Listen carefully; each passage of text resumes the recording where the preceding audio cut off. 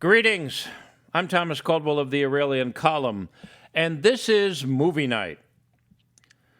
The Chinese government is in the news much these days. That's usually not a good sign, and I won't go into the other headlines, but one thing that can't be denied is the amount of economic power that country has and how ruthless the government that runs that country and a significant portion of the world's population, namely the Chinese Communist Party. Now, one of the first things that the government of Mao Zedong did when it came to power not long after World War II was to invade the neighboring country of Tibet. Now, the history of those two countries is complicated. It's not as cut and dry as a lot of people like to think, and even those of us who are fans of the Dalai Lama and the people of that country, it is a very complex history, and it's not one that's black and white. But still, Mao Zedong, it can be said with some certainty, is the greatest mass murderer in human history. And because there's no evidence solid about a pre-human civilization on this planet, you could say he was the greatest mass murderer in the history of planet Earth. Suffice it to say he was not a nice person to have around. Tibet has suffered greatly since the Chinese communists invaded it, subjugated it, slaughtered its citizens, caused horrible crimes. At one point, the Dalai Lama, the 14th Dalai Lama, the 14th leader of Tibet with that title, saw no alternative but to flee the country and set up a government in exile in 1959. And since then, he has never returned to his country. Now, what does this have to do with movie night? Well, it's about the movie we're going to talk about. And it's not just a movie that you can easily see. It's one that its maker, Disney, tried to get rid of. And they almost have succeeded. It's called Kundun, and it came out in 1997 by Martin Scorsese. Yes, that guy, Taxi Driver, The Last Temptation of Christ, Raging Bull, one of the greatest movie directors of the late 20th century. And I think this is his very best movie. Unfortunately, the Chinese government has an awful lot of sway over Hollywood, especially the Walt Disney Studios. So much so that when this movie was put together, 48 hours after filming started, Disney was starting to get harassed by the Chinese government. Even Henry Kissinger was pulled in to help settle things. It's a fascinating story and one you might want to look into. Anyways, China eventually won.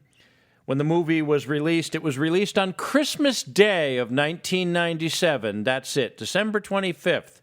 And it opened in a grand total of 2 movie theaters. Yeah, it didn't last too long. And to this day, you're not going to find it anywhere online, especially Disney's streaming services. You will find it illegally uploaded on a lot of video platforms. It comes and goes. You're going to have to find it. Now, what's this movie about? It's about the life of the 14th Dalai Lama, how he was discovered, how he was brought up, how he ended up becoming a world leader, having just been born in a simple village in a remote corner of Tibet. One of the most beautiful things about this movie is it doesn't just go into his life of discovery. It goes into Tibetan culture in the way no other movie ever has. So much so, there really aren't any actors in it. A bunch of Tibetans, actually, were just hired to work in the movie, and they were good. One of them, the lady who plays the Dalai Lama's mother, is actually the real Dalai Lama's niece.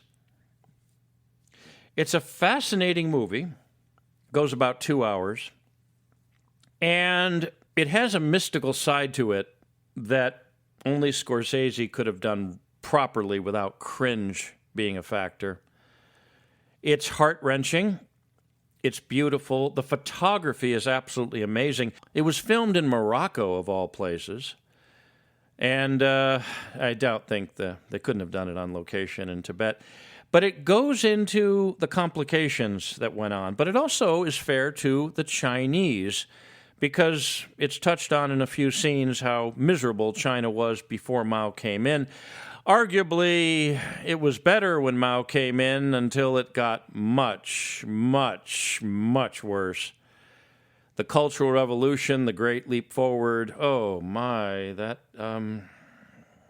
there's a lot of history there. Now, this is a movie you want to see. It's safe for the family, although it is a little bit graphic in a few scenes because, well, you're dealing with the subject of violence and a culture and a civilization and the process of being exterminated. Actually, when I visited Beijing some years ago, not too many years ago, I got to visit a Tibetan temple in Beijing. They actually are trying to promote this, and it was so vacant and so empty. You could just feel there was nothing there. The Chinese communists did their job well. Now, I urge everyone to watch this movie. One, it's a very good education on the history, the recent history of Tibet, and the recent history of China. Oh, and one thing to point out, by the way, Tibet had a war with China in the early 1930s, and it started it.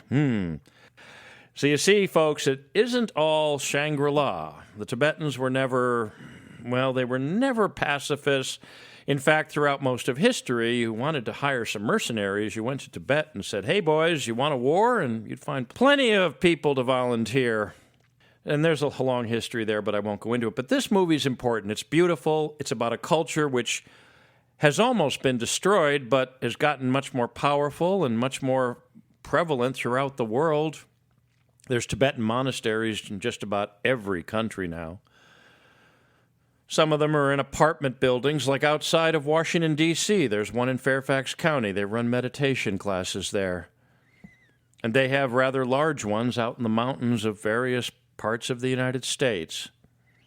So by trying to crush the bug, the communist Chinese only made it multiply and spread around the world.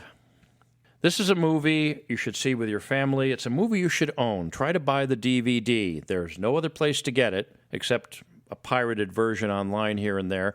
Amazon does have it. It's quite expensive, $41 I noticed today. A few places that were supposed to be carrying it aren't anymore. Wonder why. And you'll find it probably here and there, used up on eBay and such places. If you get a copy, keep it. Who knows? If China continues to exert power over the United States and what we watch and what movies are made, you might have to stick it into a crevice in the wall, hide it for future generations under penalty of death if you are in possession of it. And don't think that sort of thing can't happen here. It can happen anywhere, and it has. Because China has far too much control. And let's face it, the Chinese communists are not people we want to see setting policy of what we can read and what we can write and what we can think and what we can watch.